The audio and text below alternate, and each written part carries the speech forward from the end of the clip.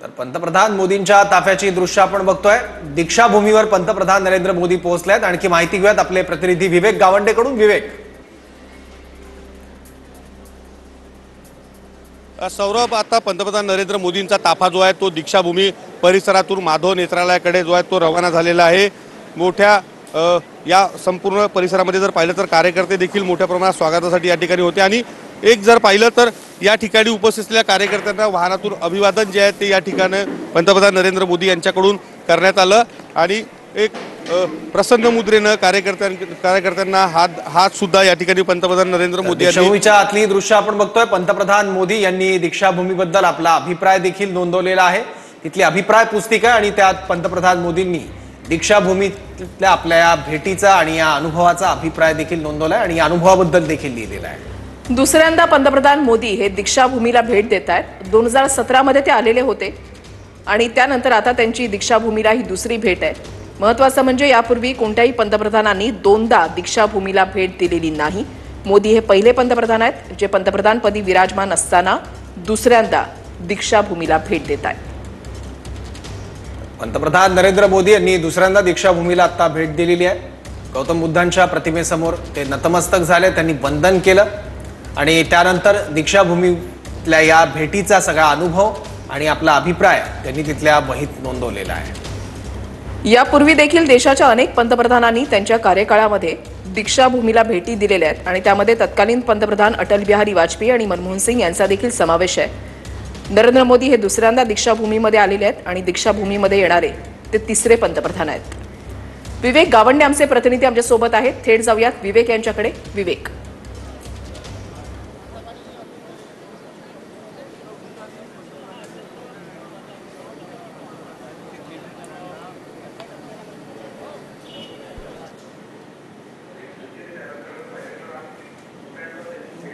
या दीक्षाभूमीला पाहायला मिळाली। पंतप्रधान नरेंद्र मोदींचं स्वागत जे आहे ते दीक्षाभूमीच्या समितीकडनं या ठिकाणी करण्यात आलं। आतमध्ये जे या ठिकाणी स्तूप आहे त्या ठिकाणी पंतप्रधान नरेंद्र मोदी यांनी अभिवादन जे आहे ते या ठिकाणी केलं आणि त्यानंतर या संपूर्ण दीक्षाभूमी परिसराचा अभिप्राय देखील त्यांनी त्या ठिकाणी नोंदवला।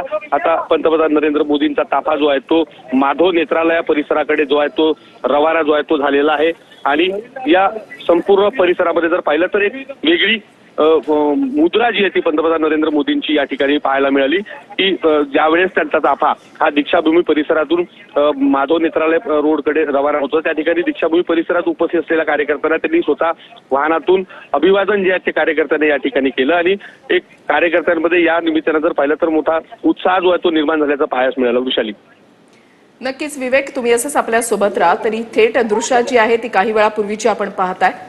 सुरुवातीला संघाच्या कार्यालयामध्ये मोदी गेलेले होते, त्याच्यानंतर दीक्षाभूमीच्या ठिकाणी आणि आता माधव नेत्रालयाच्या नवीन वास्तूच्या भूमिपूजन सोहळ्यासाठी ते सहभागी होत आहेत, यासाठी ते रवाना झालेले आहेत। पंतप्रधान नरेंद्र मोदी यांनी सगळ्यात आधी रेशीम बागेतल्या संघ मुख्यालयाला भेट दिली आणि तिथे संघाचे संस्थापक डॉक्टर केशव बळीराम हेडगेवार यांच्या स्मृतींना अभिवादन केलं। त्यानंतर गोळवलकर गुरुजींच्या समाधीचंही त्यांनी दर्शन घेतलं। त्यानंतर ते दीक्षाभूमीला रवाना झाले आणि आता दीक्षाभूमीत डॉक्टर बाबासाहेब आंबेडकरांच्या स्मृतींना त्यांनी अभिवादन केलं। त्याचबरोबर गौतम बुद्धांच्या प्रतिमेसमोर देखील ते नतमस्तक झाले आणि तिथल्या नोंदवहीत त्यांनी आपला अभिप्राय देखील आवर्जून लिहिलेला आहे। केंद्रीय मंत्री नितीन गडकरी, त्याच्यानंतर मुख्यमंत्री देवेंद्र फडणवीस यांची देखील यावेळेला उपस्थिती जी आहे ती पाहायला मिळालेली होती। भाजपचे नेते यावेळेला उपस्थित आहेत। साहजिकच पंतप्रधान नरेंद्र मोदी यांचा हा नागपूरचा दौरा हा सर्वच अनुषंगानं वेगळा आणि महत्त्वाचा आहे। आज राज्याच्या कानाकोपऱ्यामध्ये गुढीपाडव्याचा उत्साह जो आहे तो पाहायला मिळतोय आणि गुढीपाडव्याच्या मुहूर्तावर पंतप्रधान नरेंद्र मोदी यांचा हा नागपूर दौरा। तर दीक्षाभूमीत भेट देताना पंतप्रधान मोदींसोबत केंद्रीय मंत्री नितीन गडकरी, त्याचबरोबर मुख्यमंत्री देवेंद्र फडणवीस आणि दीक्षाभूमी समितीचे अध्यक्ष देखील उपस्थित होते।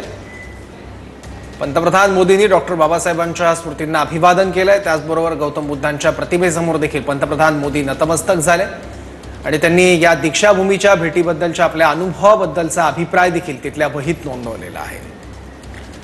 पंतप्रधान मोदींची दीक्षाभूमीला दिलेली ही दुसरी भेट आहे। यापूर्वी सुद्धा त्यांनी दीक्षाभूमीत बाबासाहेबांच्या स्मृतींना अभिवादन केलं होतं। 2014 मध्ये देशाच्या पंतप्रधानपदी विराजमान झाल्यानंतर पहिल्यांदा रेशीमबाग मधल्या राष्ट्रीय स्वयंसेवक संघाच्या स्मृती मंदिराला त्यांनी आज भेट दिलेली आहे. 2014 नंतर 10 वर्षात ते अनेकदा नागपूरमध्ये आले. लोकसभा निवडणुकीच्या दरम्यान ते नागपूर मुक्कामी होते. मात्र या 10 वर्षांच्या काळात ते एकदाही संघ मुख्यालय किंवा रेशीमबाग इथल्या स्मृती मंदिरामध्ये गेलेले नव्हते. ते यावेळेला गेलेले आहेत. गुढीपाडव्याच्या मुहूर्तावर त्यांचा हा दौरा. सुरुवातीला त्यांनी संघाच्या स्मृती मंदिरामध्ये त्या ठिकाणी गेले, त्याच्यानंतर दीक्षाभूमी आणि आता पुढच्या कार्यक्रमांसाठी ते रवाना झालेले आहेत.